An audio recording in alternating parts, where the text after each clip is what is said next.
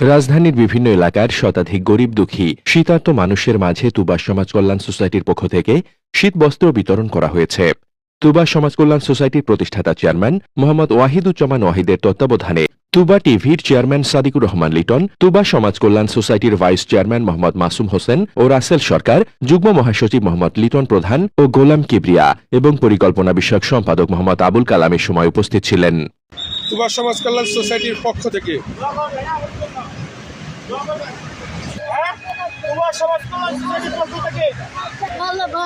আপনি খুশি?